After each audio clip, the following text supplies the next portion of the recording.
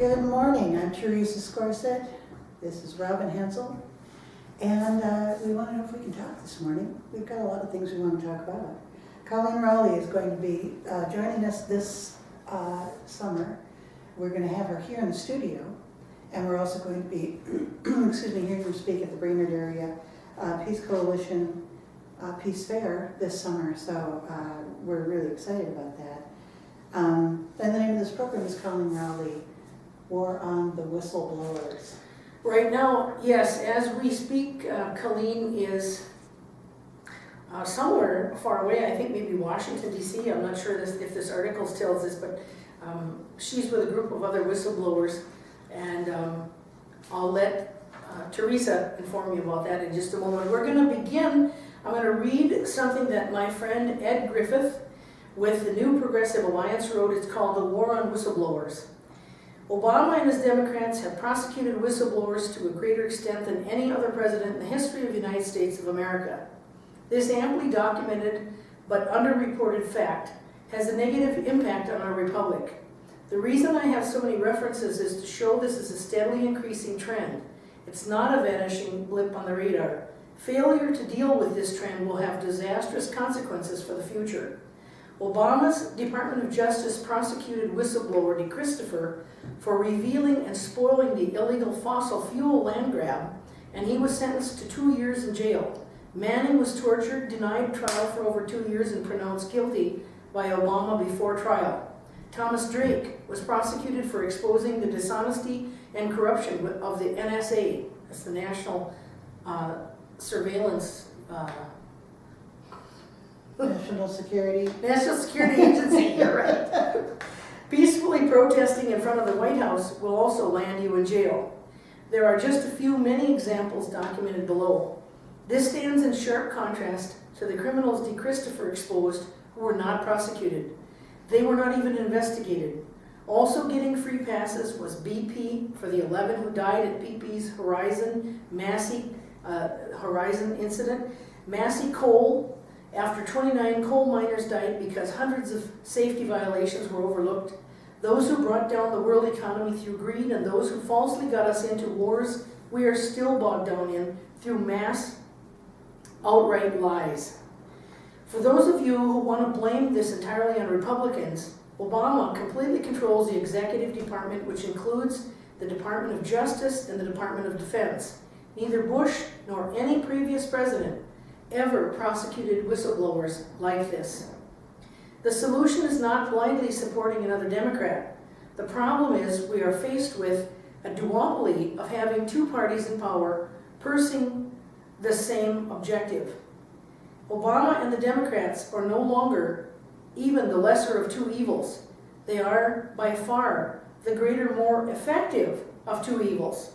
America will continue our descent towards post-Constitution third world status until we abandon the two major parties and support an alternative. And I agree wholeheartedly to everything he said. Now, to talk about what's happening with Coleen Rowley, our good friend, who spoke at the first annual Central Minnesota Peace and Diversity Fair here in Little Falls that Teresa and I hosted down at Maple Island Park, is doing some pretty interesting stuff all along the way. I'll let Teresa tell you all about it. Okay, this is an article, Whistleblowers Back Surveillance State Repeal Act, Dan Frumkin. There is no sign of an end to the erosion of constitutional liberties that began under George W. Bush after the 9/11 attacks and continues under Barack Obama, a group of 7 national security whistleblowers said Monday.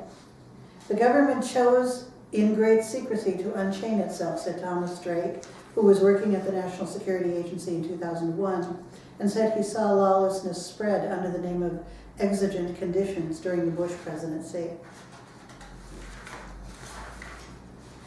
Then, as part of Obama's war on whistleblowers, prosecutors charged Drake under the Espionage Act, a law intended to brutally punish spies for talking to a reporter. After a 4-year-long ordeal that the federal judge in his case called unconscionable, all 10 felony charges against Drake were dropped in return for his guilty plea to a single misdemeanor. Now, Drake said he is throwing his weight behind H.R. 1466, the Surveillance State Repeal Act. The bill would completely repeal the 2001 Patriot Act, which the NSA cites as the legal basis for its bulk phone metadata collection. Repeal the FISA Amendments Act, which ostensibly legitimizes internet spying and otherwise protect people's privacy. It's a bipartisan but dark horse legislative gambit that Representatives Mark Pocan, Democrat of Wisconsin, and Thomas Massey, Republican of Kentucky, have thrown into the mix as Congress debates over the next few weeks what to do before 3 key provisions of the Patriot Act expire, including one used for bulk metadata.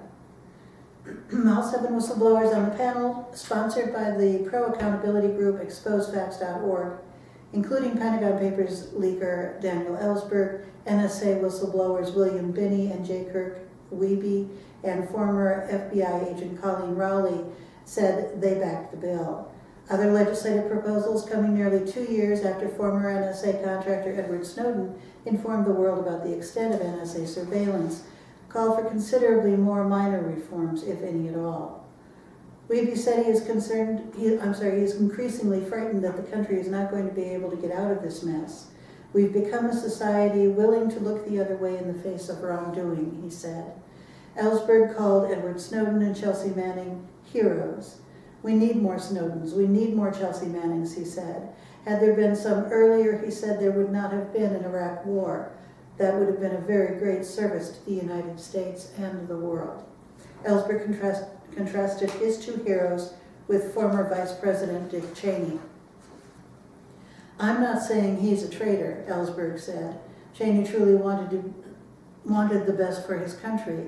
It's just that he believed that the best for his country was not the Constitution as written, Ellsberg said.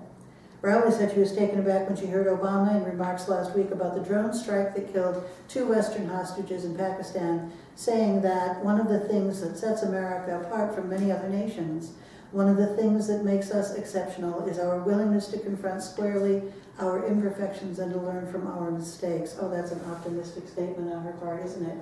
Said Rowley, I wish that were true. Oh, so apparently she's a little more. I wish that were true. Wish that were true.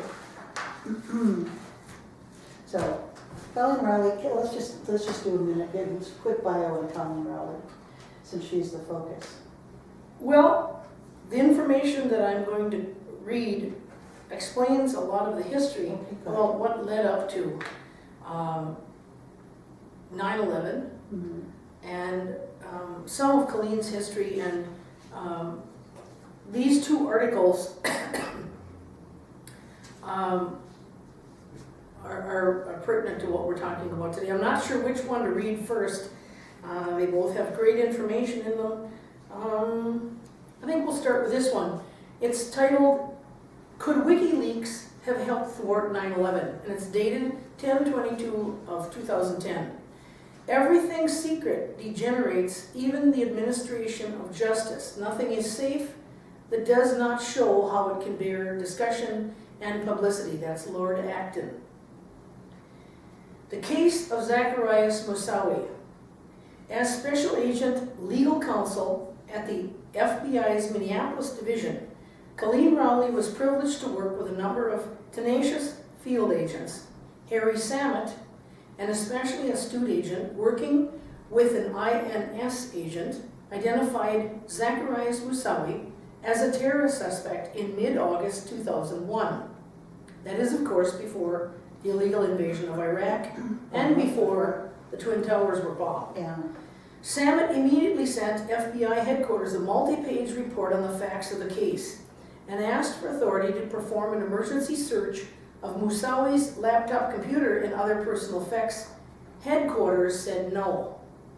The FBI's Joint Terrorism Task Force in Minneapolis detained Moussaoui on August 16, 2001.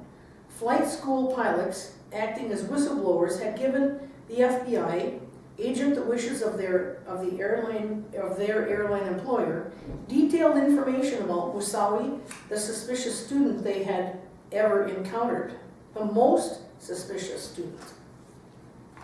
French intelligence quickly supplied further background confirming Moussaoui's fighting for a foreign power, Chechnyan rebels, whose leader was reportedly connected to Al-Qaeda.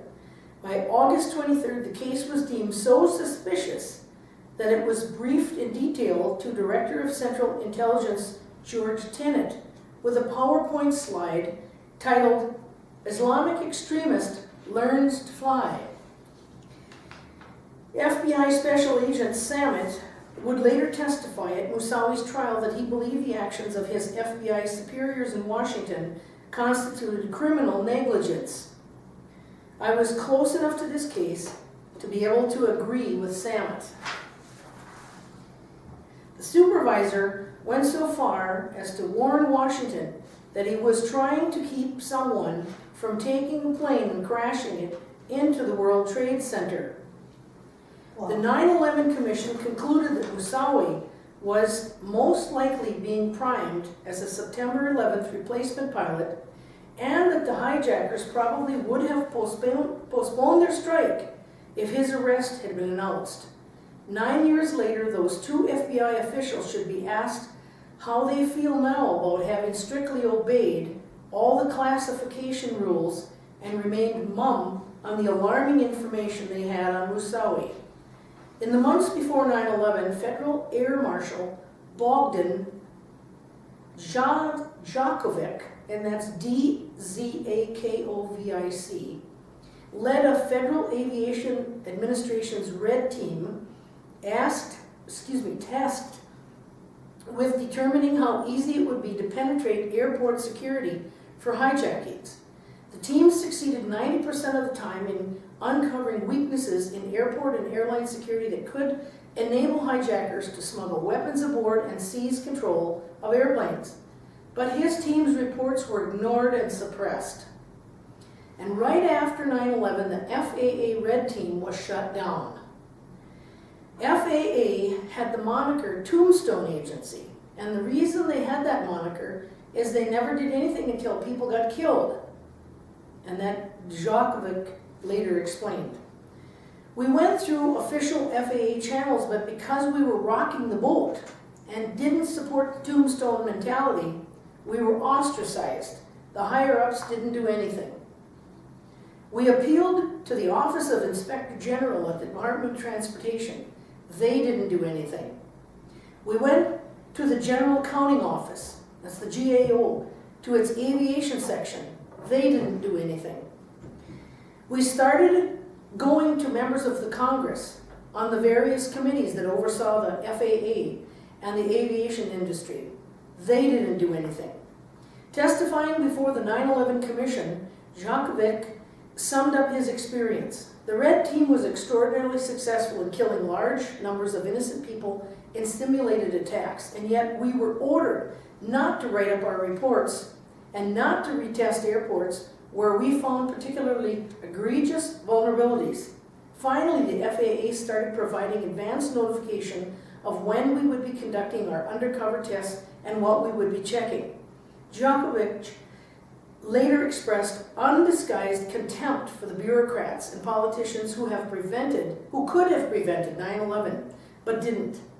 Adding further bureaucratic insult to injury, the 9/11 Commission did not see fit to include any of his testimony in their report.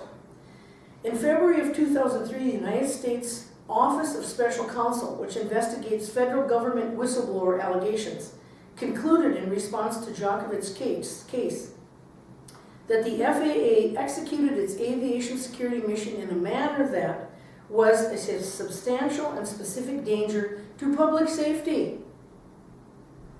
This critical fact was also omitted from the 9/11 Commissioner's final report.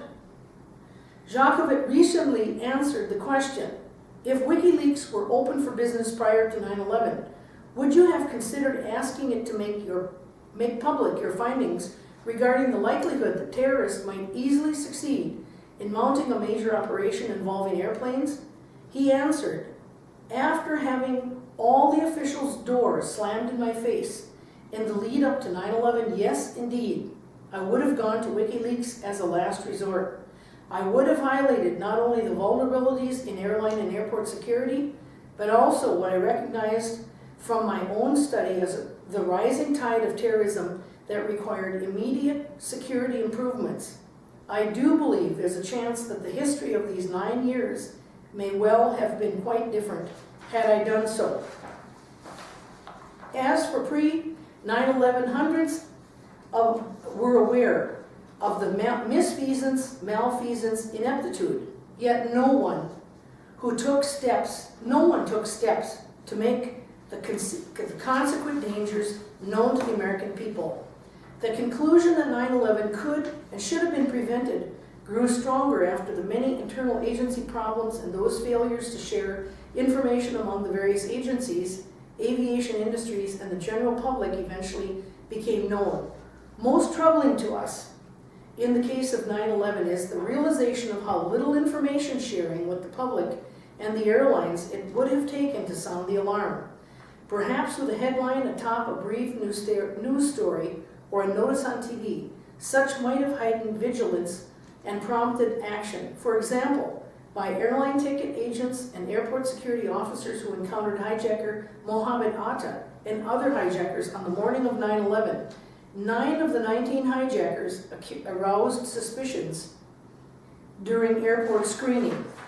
An extensively researched 3-part series, Top Secret America, co-written by Washington Post Pulitzer Prize-winning reporter Dana Priest and William Arkin, recently exposed how the intelligence community metastasized in the years after 9/11 into a massive but confused security surveillance complex. Mm-hmm. Little brother to the more familiar military-industrial complex. Adding more and more private contractors, the new complex now comprises 854,000 intelligence analysts and operatives, private contractors and consultants holding top secret clearances with little, if any, central direction. Bogdan Djokovic began his career in 1987 working as a special agent for the Security Division of the Federal Aviation Administration. He's a former team leader of the Federal Air Marshal Service, as well as the FAA Red Team, who filed a formal whistleblower disclosure against the FAA for ignoring the terrorist threat and the aviation security vulnerabilities that the Red Team documented. For the past 9 years, he has been relegated to doing entry-level staff work for the TSA. See, they demoted him. They took him off of important stuff because he was a whistleblower. Yeah. And they don't want to listen to the whistleblowers. They want to shut them down, prison them, ostracize them, demote them, whatever, but shut them up one way or another. And definitely take the spotlight off of them and make them look stupid. Right. In the public eye. Coleen Rowley, an FBI agent for almost 24 years, was legal counsel to the FBI field office in Minneapolis from 1990 to 2003. She wrote a whistleblower memo in May 2002 and testified to the Senate Judiciary on some of the FBI's pre-9/11 failures. She retired at the end of 2004 and now writes and speaks on ethical decision-making and balancing civil liberties with the need for effective investigation. And when I asked her, or someone asked her, at this first Central Minnesota Peace Festival that we hosted, how does she live with herself, knowing what she now knows and what could have, should have happened way back 10, 15 years ago? How does she live with herself knowing everything that she knows? And she commented something to the effect that the only way she can live with herself is continuously speaking out and speaking up, speaking truth to power. And that's what she does the best. And now I'm going to let Teresa read all the highlighted information about Coleen, written in this article from Rise Up Times. Rise Up Times. And that's associated with the Women Against Military Madness organization. Right. Okay. In 2002, then FBI agent Coleen Rowley appeared on the cover of Time magazine along with 2 corporate whistleblowers as Time's Persons of the Year. Earlier in 2002, Rowley, then chief legal counsel for the FBI's Minneapolis Bureau, gained headlines for writing a memo to FBI Director Robert Mueller documenting the FBI headquarters' series of failures in the weeks leading up to the 9/11 attacks. Rowley shares her philosophy on government employment both in the civilian and military sectors. Rowley shares whose philosophy? We'll find out. I hold conflicted paradoxical views about heroism. For me personally, I eventually came to see it as a mistake to even accept any award. As I explained in my 2000 speech, awards the good, the bad, and the ugly. I don't believe in calling any person heroic, as we are all mixed bags, also called sinners. And I agree that the whole concept of putting someone on a pedestal has many downsides and can be used for manipulation of public opinion. Even the Nobel Peace Prize has been subverted over the years. However, I do think that human actions can be heroic. Ethical decision-making needs to be recognized, applauded, and hopefully emulated by all citizens. I agree that government service should attract the best and the brightest, as well as men and women of high moral conscience. Lots can be done to accomplish that. For instance, when I went through the FBI's hiring process in the late 1970s, they hired people with diverse academic and professional backgrounds for the special agent position. That is not just accounting and law, but language, science, engineering, and a diverse catch-all category that included all different academic backgrounds as long as you had a few years of professional work experience. Unfortunately, after 9/11, the FBI seemed to start hiring mostly military officers, especially military intelligence backgrounds. This narrower range would be detrimental to getting a broad range of expertise and skill sets, not to mention a narrower mindset. This order. Yeah. Okay. All organizations and bureaucracies suffer from versions of Peter Principle and a lack of leadership. In the FBI, those agents who were not good investigators often went into management and climbed to the executive ranks. There were plenty of money incentives to do so, and it appealed to those whose ambitions overshadowed their ethics. Now a revolving door has developed between military and national security agencies and all the privatized for-profit defense contractors and hundreds of private contractors working on security and intelligence gathering. The revolving door did not exist to the extent it does now, and is very corrupting of serving the public interest. If the Office of Government Ethics enforced restrictions on post-employment, it would remove this perverse incentive. I'm not a complete pacifist, as I believe in the right of self-defense, but I think many of the recent wars that the U.S. has been involved in have been illegal and unethical wars of aggression, driven by imperialist objectives. These wars have been based on false premises which have killed and hurt the people in Vietnam, Iraq, Afghanistan, Pakistan, Libya, Yemen, and elsewhere. The violence has also damaged our own U.S. soldiers in many ways, and we are suffering from the blowback.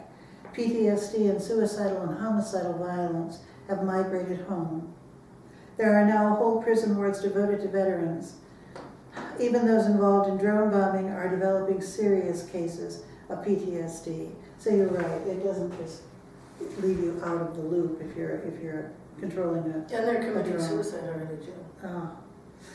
So no, I don't think it's moral for any American citizen to kill when it's not in self-defense, to put food on the table. I don't blame military troops, however, as much as I blame the U.S. politicians, most of whom never served themselves or even were chicken hawk draft dodgers like Cheney, Rove, and Clinton, who put the military into such perverse situations. Yes, I do think we should be having a more frank public discussion with all military enlistees. Excuse me. I think many are enticed by the money and the chance of getting an education, but even more are duped into thinking they are serving some noble cause, when in fact all of these recent wars have been based on outright lies. Many of the troops have suffered severe moral injury as well as physical injury. Military commands are now desperate to develop resiliency training and other programs to reduce the suicides and homicides among the troops, but nothing seems to work very well. Well, imagine that. As if you could just train somebody to kill and then train them not to, or not to feel bad about it. The invention of drone bombing and the fact that only the US, UK, and Israel are utilizing drones on the global battlefield is being sold as if it's casualty free for the U.S. side and painless for the drone operators, but even that is not true. See, Heather Linebuzz, I worked in the U.S. drone program. The public should know what really goes on, and that would be another source of information. Is this it? That's it. All right. Now, part of what she said was that Coleen was not comfortable with accepting awards, and she wasn't kidding. Yeah. Recently, I wrote an email to her. We have co-written a very interesting piece that will be published tomorrow. You and Coleen. Coleen and I, yes. And the title of it is The Illegality of High-Tech War. And it'll be published in the Brainerd Dispatch, so by the time this is aired, it will be published and out. And we've been communicating back and forth quite a bit recently because of our co-writing that together.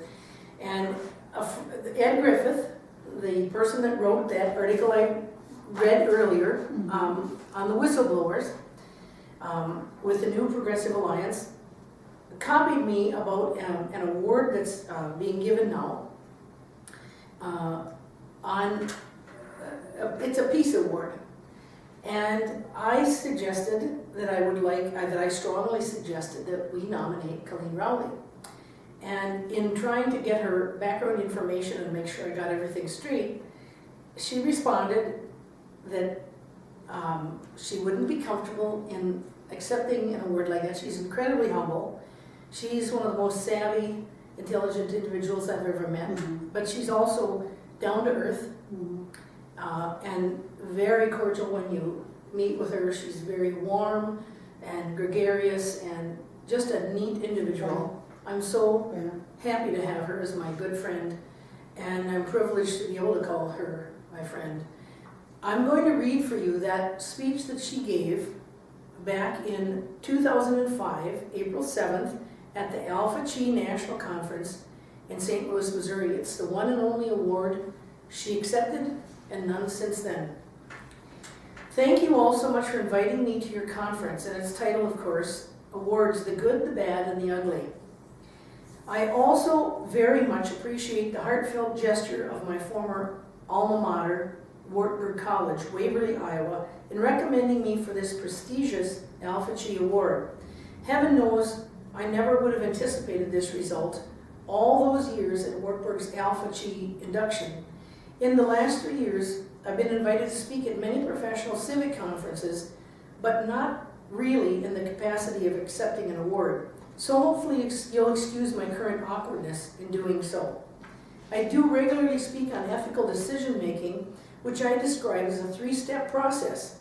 The first step being the critical discernment between right and wrong, and only after the right path is discerned, then proceeding to the second step of summoning the moral courage to follow through.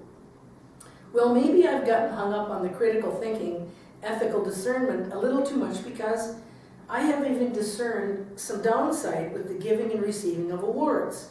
So that in all probability, this will probably be the first and last one I will ever accept.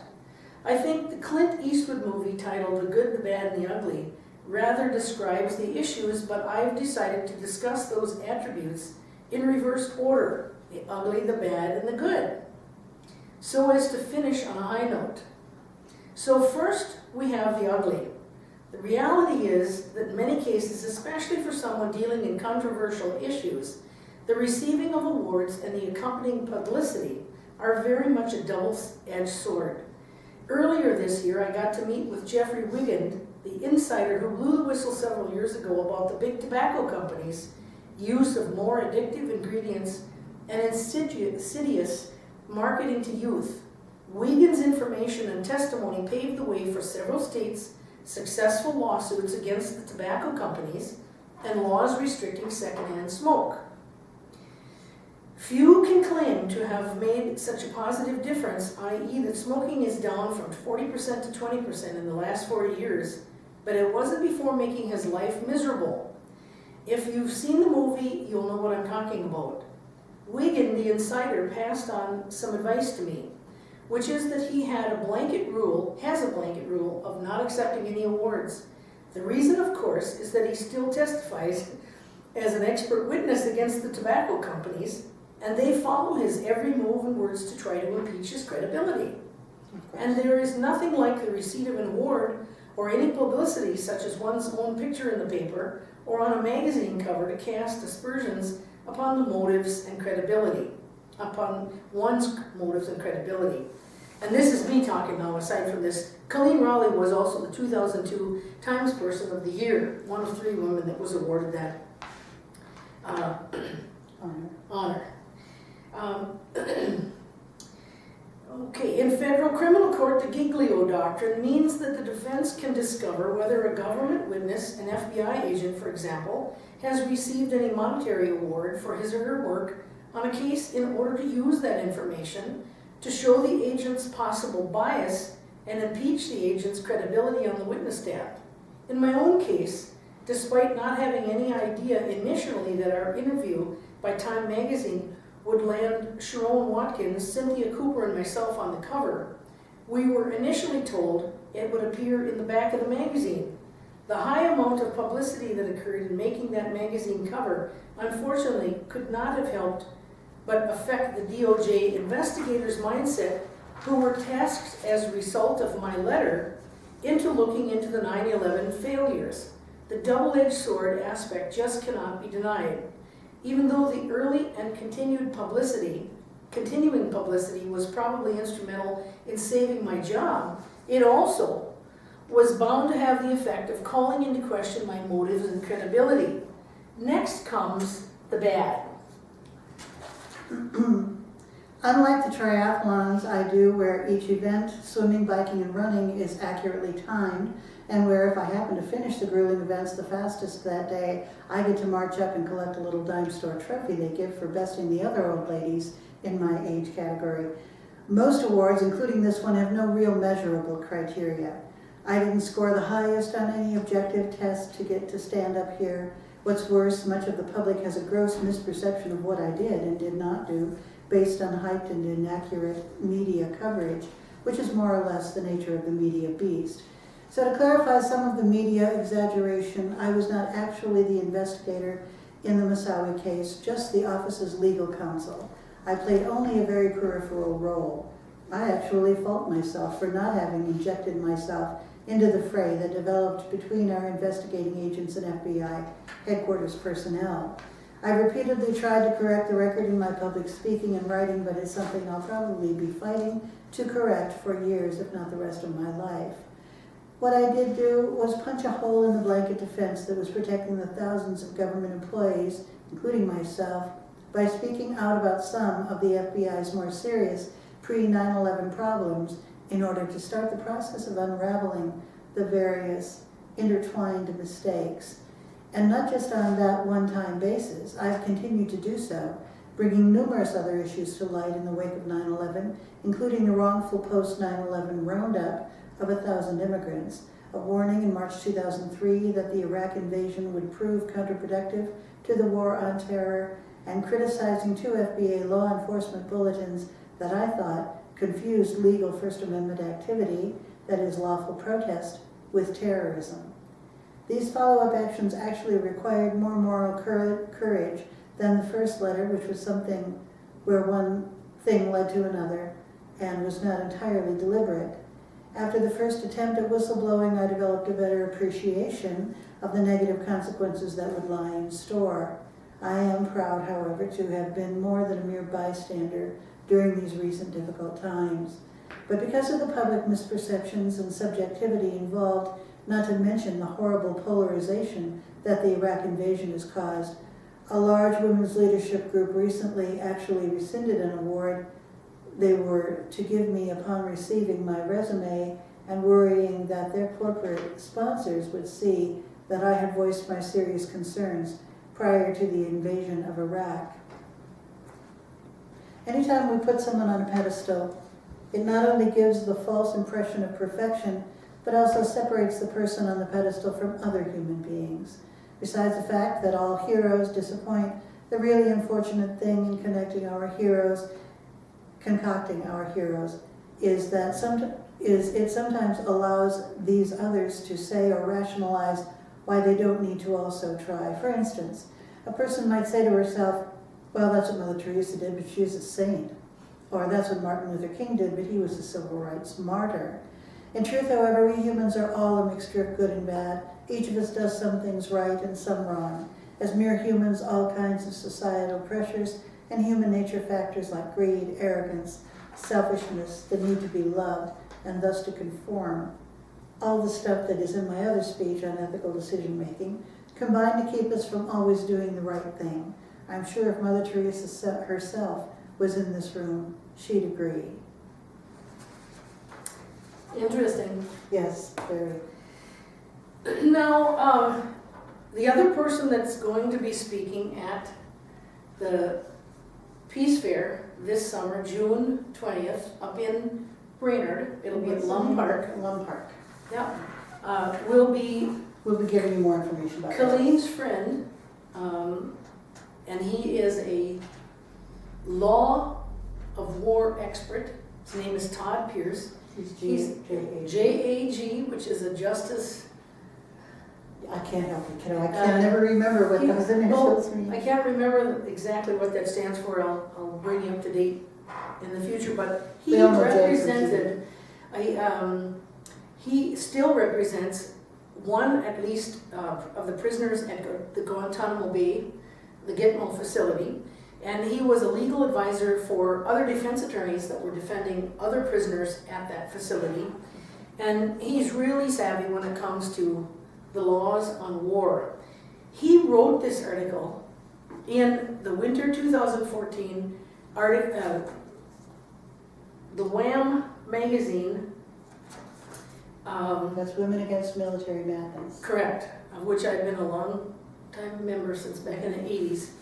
The title of this article is, Has the United States Constitution Been Lost to Military Rule?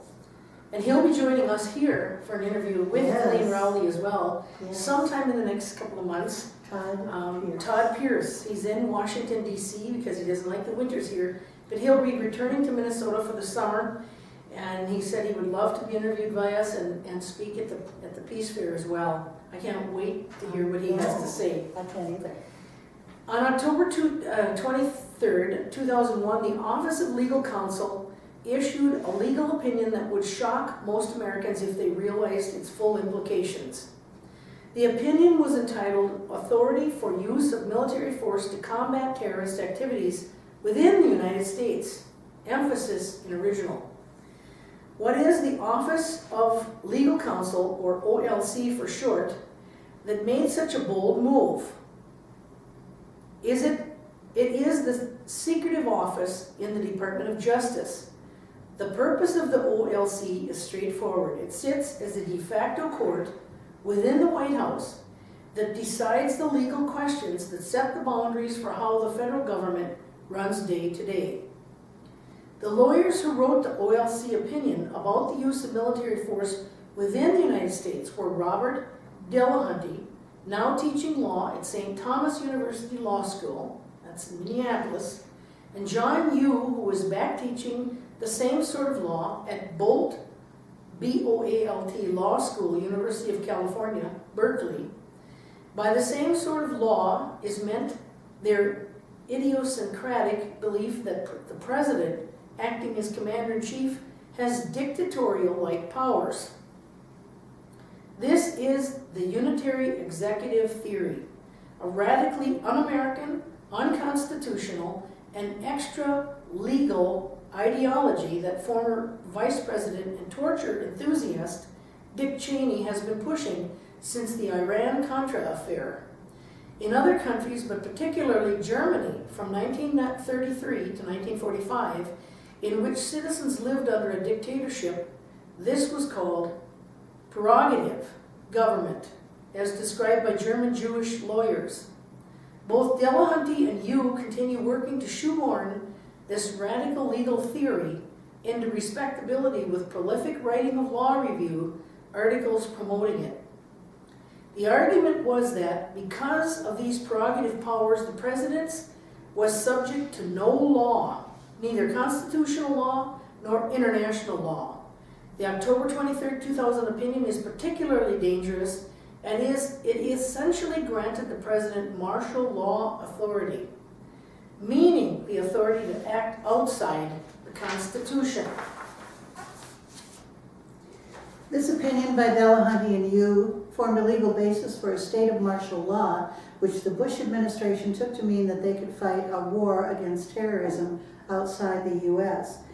Constitution, outside the U.S. Constitution, but inside the U.S. geographic area as a military state, operating just the way paragons of legality, Mubarak's Egypt and Pinochet's Chile did. Bush officials, that's not the part I'm going to read. Militaries exist to defend against foreign armies attacking, not to conduct the police work required for counterterrorism. But as we've seen, when a military takes control of a country, operating it as Iraq and Afghanistan or the Israeli occupation of Palestine, it enforces martial law on the civilians living there. In other words, the military operates as a dictatorship, or as our Supreme Court called it, martial rule. So in writing an opinion authorizing martial law, Delahunty and Yu asserted that the Fourth Amendment protections do not apply to domestic military operations in the United States, regardless of citizenship. Additionally, as a final blow against the Constitution, Delahunty and Yu stated, First Amendment speech and press rights may also be subordinated to the overriding need to wage war successfully. Oh my gosh. When the nation is at war, many things that might be said in time of peace are such a hindrance to its efforts that their utterance will not be endured so long as men fight, and that no court could regard them as protected by any constitutional right. So there was free speech. The OLC opinion laid the foundation for all the extra constitutional actions by the Bush administration that would follow. They are still carried on by the Obama administration today with their assertions that the president can kill American citizens with a drone without any due process, whether inside or outside of the U.S. The fruits of that opinion can be seen with an out-of-control CIA that has been on display with the release of the torture report summary released by the Senate Select Committee on Intelligence Chair Dianne Feinstein in 2014. One final paragraph. But beyond setting the U.S. on a course of perpetual war and destroying democracy, the economy, and the Constitution, the opportunity was there for those within the deep state to protect their power even more by placing the country under martial law. Though we don't normally see troops on the streets controlling and keeping an eye on us, and most have not felt the effects of a state of martial law, it is in effect with the constant NSA surveillance now permitted by law and the potential of military detention under Section 1021 of the 2012 National Defense Authorization Act, NDAA. Okay, along those lines, I want to point out the people in this picture that Coleen is with right now, this whistleblower group.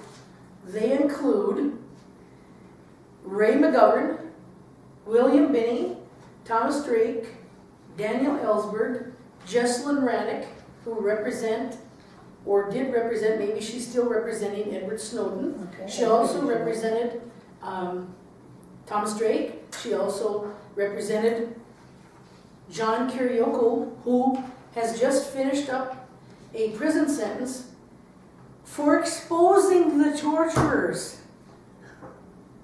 He's the whistleblower that exposed the torture program, and Petraeus got off with a slap on the wrist and a fine and probation, and the person who actually blew the whistle on the torture program went to federal prison for 3 years. And there's another gentleman in this picture, and I'm not sure his background, but this group of people is really prestigious. Kurt Wiebe is his name. Okay, now John Kiriakou, while he was in prison, met a man whose name is Birkenfeld. And this is a story about the Swiss banks and the whistleblowers take their show on the road. he met him and other people probably that were not deserving of being imprisoned. And that's a whole nother show. Yeah. To talk about John Kiriakou and his bravery. I respect him deeply for what he did. He's messed up his entire life. All of these whistleblowers have been affected. They've been threatened. They've been punished. Classic example. I mean, the war on whistleblowers is really, it's a very dangerous thing that's going on within our society. And it's despotic. This is the kind of thing that dictators do. Right. It's not. It's not what America ought to be involved in whatsoever. It doesn't represent our republic or democracy well at all. It's a stain on America. So this is just a little bit about this whistleblower and what he exposed in Zurich. What does HSBC, that's a bank, whistleblower Herr Felcianzi, think about the recent media storm he helped kick up for the bank? And what's new with Bradley Birkenfeld, the American who blew the whistle on UBS, that's another Swiss bank, and helped start the broader ongoing US legal crackdown on Swiss banks? Both may answer those questions and more when they kibitz on a panel at a conference scheduled for early May. Felciani and Birkenfeld will appear together on what's being billed as a super panel at the Offshore Alert Conference in Miami Beach entitled Inside the UBS and HSBC Leaks. Mr. Falciani, a former employee at HSBC Swiss Bank, handed details about the unit's alleged aiding of tax evasion among clients to French authorities. Those details later made their way to the media. Stories in various outlets earlier this year prompted Franco Mora, the chief executive of HSBC Swiss Bank, to say, the old business model of Swiss private banking is no longer acceptable. Mr. Birkenfeld, who worked for UBS in Geneva, helped the United States build a case that resulted in a 2009 deferred prosecution agreement with the bank. Now this has to do with the whole Wall Street Bank debacle and the crash of 2008, which acknowledged helping United States clients evade taxes and agreed to pay $780 million. UBS rival Credit Suisse settled its own case about 5 years later, and roughly 12 banks here remain under related Justice Department investigations. Mr. Birkenfeld's recently traveled to Paris to assist judges there currently investigating UBS's alleged aiding of tax evasion in that country. The Offshore Alert Conference describes the subject matter for the whistleblowers panel like so. The session will take you inside the UBS and HSBC leaks and discuss issues material to whistleblowing, including the treatment of whistleblowers by law enforcement and tax collection agencies, how the system can be improved, and the extent of global tax evasion and the involvement of the world's major banks. So he's one of many whistleblowers also, and I think he's the one that got a big settlement amount in excess of $104 million, I believe, for his investigation of that. We have 16 minutes left. I want to tell you about Army Lieutenant Colonel Daniel Davis and the fraud of the Afghan war, because Coleen Rowley sent me this article within the last week or so. Army Lieutenant Colonel Daniel Davis, in a scathing 84-page report entitled Dereliction of Duty 2, Senior Military Leaders' Loss of Integrity Wounds Afghan War Effort, takes apart with meticulous documentation and his own experiences the lies of senior military officers and defense officials that are being used to mischaracterize the war in Afghanistan as some kind of success when the reality is that it's anything but. He not only names names, but takes on the largest icon of the war, retired General David Petraeus, a sort of superhero among certain circles in the military and neoconservative circles who allegedly snatched victory from the jaws of defeat in Iraq in 2007. Davis demonstrates the truth in Iraq is different from legend, but the legend is doing us great damage in Afghanistan.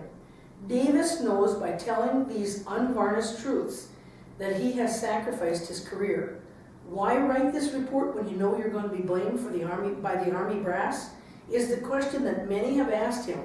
He writes, honestly, after all I've seen over the past decade and a half, I felt a moral obligation to do so. I believe that with knowledge comes responsibility. I knew too much to remain silent. Davis not only confronted us with the reality on the ground in Afghanistan, a reality that contradicts the official pronouncements about the war, but has also placed a challenge before our elected members of Congress. Do you have the guts to put the future of the nation ahead of your own political career?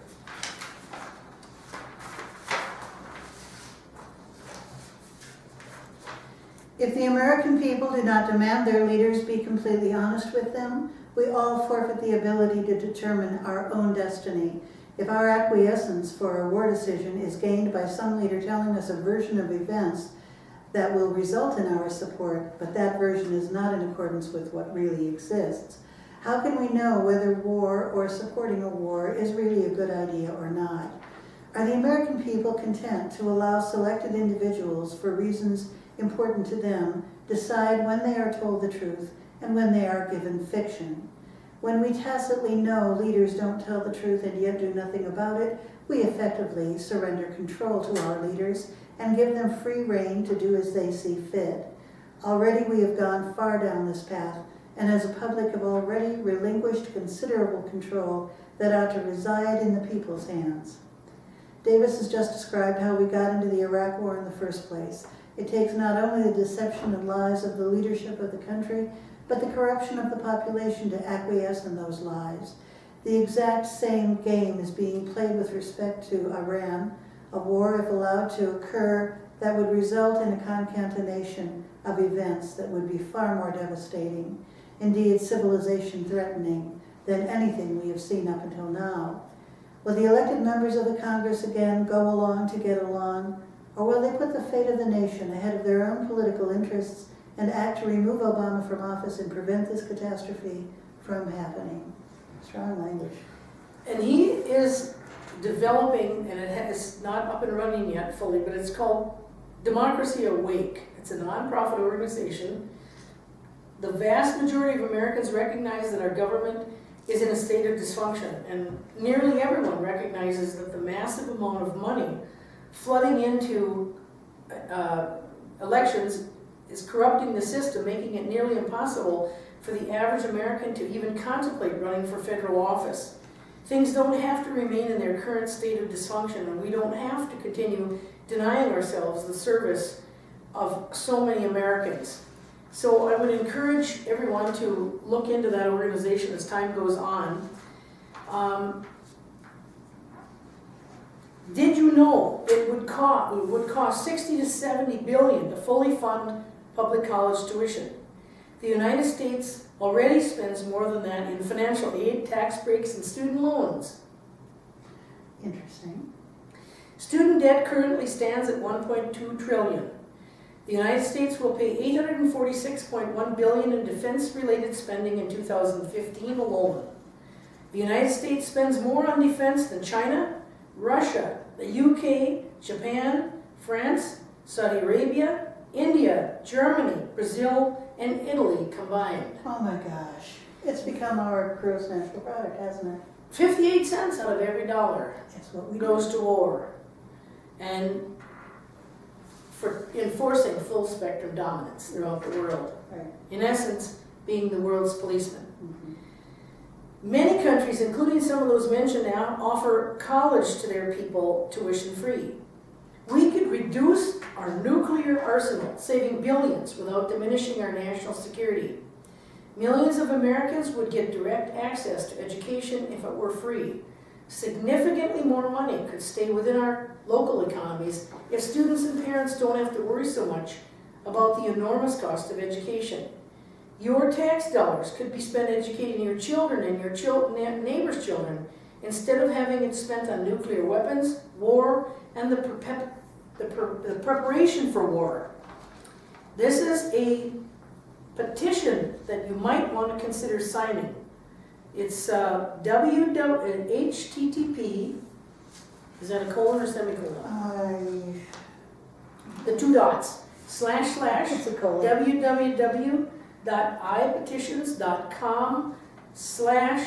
/petition/lower-military-spending-provide-free-tuition. That's a petition, education instead. Do you think our government has its priorities backwards? Do you think that we should invest our tax dollars in our people instead of our ability to wage war? Do you think student debt is getting out of control? Do you believe that constant war needs to start becoming a thing of the past? On one of my mailboxes out front, I have proudly written 6% education budget, 6% military budget. Why in the world are we spending 58 cents out of every dollar and 10 times less than that on our education? Because we have no imagination. I think that's it. Without a vision, the people perish. It's a well-known Bible verse from somewhere in the Old Testament. And it's true, if you can't see your way forward, if you can't imagine peace, it's really hard to fight for it. I think we need to develop models for peaceful living that give people the chance to see what we're fighting for. I'd like you to read this, and then we're going to finish up with some of Nick Terce's writing. Okay. This is just something that's been floating around the internet that I find compelling. And Robin brought it today, so clearly she finds it compelling too. It says, I don't hate white people. I hate the system of white supremacy that gives them asymmetrical power and unmerited privilege. I don't hate cops. I hate the pattern of police brutality that systematically harasses and kills black people and other people of color with impunity. I don't hate soldiers. I hate the horror of war that terrorizes the most politically and economically vulnerable among us. I don't hate rich people. I hate the system of capitalism that creates an elite 1% at the expense of the rest of us.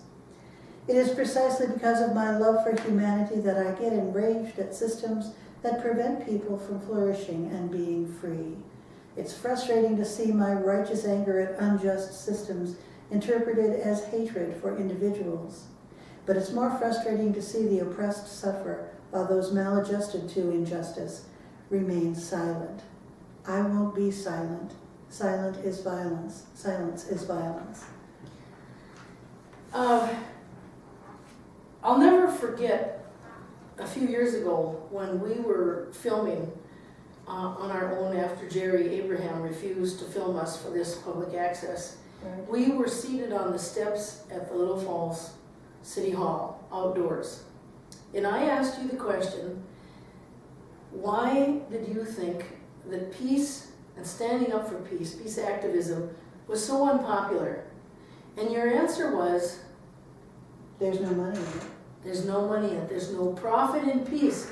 So recently it occurred to me to ask my friends on Facebook, how could we profitize peace? Oh. Is that the answer? And then in response to that, Coleen wrote something back, and I wish I had printed it. But I'll let her give her answer when you interview her. You ask her that question, Yeah. and she'll tell you her answer was something to the effect that there is profit in peace, that peace is cheaper. Mm-hmm. War is the most expensive idea ever concocted by man. It's very profitable too, but it's only profitable to the individuals who are positioned to catch the money that comes out of it. And that doesn't include us. The ones who mostly profit are the makers of the weaponry, Mm-hmm. and the contractors who get the bids. And the for- politicians who turn a blind eye. I'm sorry, but they're... Right, the politicians that turn a blind eye are profiting from this because their connections, a lot of them, as soon as they leave elected office, go right into investment industry, investing in corporations that profit off of war, like Halliburton and Apparently Congress has- Blackwater and you name it. Yeah. And they are lobbyists for those companies the minute they leave office. And the contractors that get the bids for reconstruction, say for instance in these nations that we blow the living bejeebers out of, are profiting immensely. Many of those people were former military or special ops, and they form a corporation and they get bids to do the reconstruction, and they're profiting billions of dollars, to say nothing of all the money that's lost. Yeah, that just blows out the window. United States taxpayer dollars by the millions that have just disappeared somewhere along the line. And I don't believe for a minute that that's coincidental, folks. So we're going to finish up with something that Nick Terse wrote back in January of 2014. It's titled The Rise of the Military's Secret Military. The military's secret military. The Rise of the Military's Secret Military. Okay. And he's the author of Kill Anything That Moves, The Real American War in Vietnam. I'm just going to read some of the things that I highlighted in this document. A review of open source information reveals that in 2012 and 13, United States Special Operations Forces, SOF, were likely deployed to, or training, advising, or operating with the personnel of more than 100 foreign countries. And that's probably an undercount. Tom Dispatch reveals SOCOM to be a command on the make with an already sprawling reach. As Special Operations Command Chief Admiral William McRaven put it in SOCOM 2012, his blueprint for the future, it has ambitious aspirations to create a global SOF network of like-minded interagency allies and partners. In other words, in that future now, only 6 years off, it wants to be everywhere. Born of a failed 1980 raid to rescue American hostages in Iran, in which 8 U.S. service members died, U.S. Special Operations Command was established in 1987. Last year, Admiral McRaven, who previously headed the Joint Special Operations Command, or JSOC, a clandestine sub-command that specialized in tracking and killing suspected terrorists, touted his vision for Special Ops globalization. In a statement to the House Armed Services Committee, he said, U.S. SOCOM is enhancing its global network of SOF to support our interagency and international partners in order to gain expanded situational awareness of emerging threats and opportunities. The network enables small, persistent presence in critical locations and facilitates engagements where necessary or appropriate. In translation, this means that SOCOM is weaving a complex of alliances with government agencies at home and militaries abroad to ensure that it's at the center of every conceivable global hotspot and power center. In fact, Special Operations Command has turned the planet into a giant battlefield, divided into many discrete fronts. The self-explanatory SOC Africa, the sub-unified command of United States Central Command in the Middle East, SOCENT, that's SOCCENT, the European contingent SOCUR, or SOCUR, that's SOCEUR or SOCKOR, which is devoted strictly to Korea, SOPAC, which covers the rest of the Asia-Pacific region, and SOC South, which conducts special ops missions in Central and South America and the Caribbean, as well as the globe-trotting JSOC. In May, American special operators took part in Spring Storm, the Estonians' military's largest annual training exercise. Tactical training was, however, just part of the story. In March 2013, for example, experts from the Army John F. Kennedy Special Warfare Center and School hosted a week-long working group with top planners from the Centro de Adiestramiento de las Fuerzas Especiales, Mexico's Special Warfare Center, to aid them in developing their own Special Forces doctrine. Members of the Norwegian Special Operations Forces traveled to SOCOM's state-of-the-art War Game Center and its headquarters on MacDill Air Force Base in Florida to refine crisis response procedures for hostage rescue operations. Now, the Norwegians train at Camp Ripley as well. Although that's sort of a sister country thing, again, as well. I mean, it's a big hurting. If you will just read the parts where it says read, Yes. we just have a few more minutes to go here. Special Operations Command has plans to make the major inroads into yet another country, the United States. The establishment of SOC North in 2014, according to the command, is intended to help defend North America by outpacing all threats, maintaining faith with our people and supporting them in their times of greatest need. Under the auspices of U.S. Northern Command, SOC North will have responsibility for U.S., Canada, Mexico, and portions of the Caribbean.